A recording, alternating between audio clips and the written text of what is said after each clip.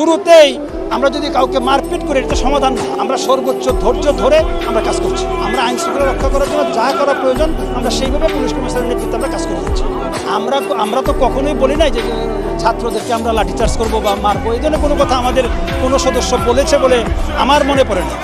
আমরা চেষ্টা করছি শান্তিপূর্ণ উপায়ে আইন শৃঙ্খলা রক্ষা করার জন্য যতটুকু ধৈর্য ধরার প্রয়োজন হচ্ছে। আমরা বাংলাদেশ পুলিশে তথা ঢাকা মেট্রোপলিটন পুলিশে আমরা কাজ করছি। পুলিশ কমিশনার স্যারের নির্দেশ মোতাবেক আমাদের প্রত্যেকটি সদস্য যেই লেভেলেই থাকে কেন পুলিশ কমিশনার স্যারের নির্দেশে আমরা কাজ করে যাচ্ছি।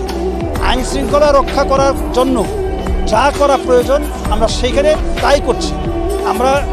আপনি যদি মনে করেন যে শুরুতেই আমরা যদি কাউকে মারপিট করি এটা সমাধান না। আমরা সেটাকে শান্তিপূর্ণভাবে আমরা সমাধান করার চেষ্টা করছি। আমরা সেইভাবে কমিশনার স্যারের নেতৃত্বে বা নির্দেশে প্লিজ আমাদের চ্যানেলটি সাবস্ক্রাইব করে আমাদের পাশে থাকুন। ধন্যবাদ।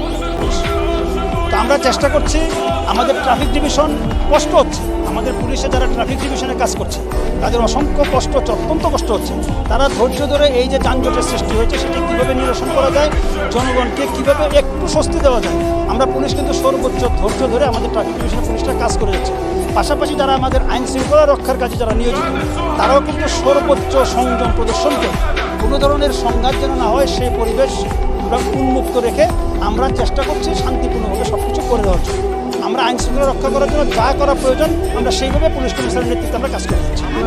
আমি যদির উপর নির্ভর করে কোনো প্রশ্নের উত্তর দিতে চাই না।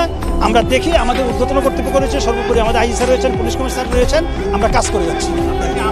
আমরা তো সবসময় সবাইকে বলি, আমাদের পুলিশ কমিশনারের নেতৃত্বে আমাদের এডিশনাল কমিশনার ক্রাইম স্যার আহ্বান জানিয়েছে সবাই যেন জনদুর্ভোগ না হয়, সেই জনদুর্ভোগ যেন সৃষ্টি না হয় সেই জন্য সবাইকে সচেতন হওয়ার জন্য আমরা সবাইকে বিনীতভাবে অনুরোধ করি।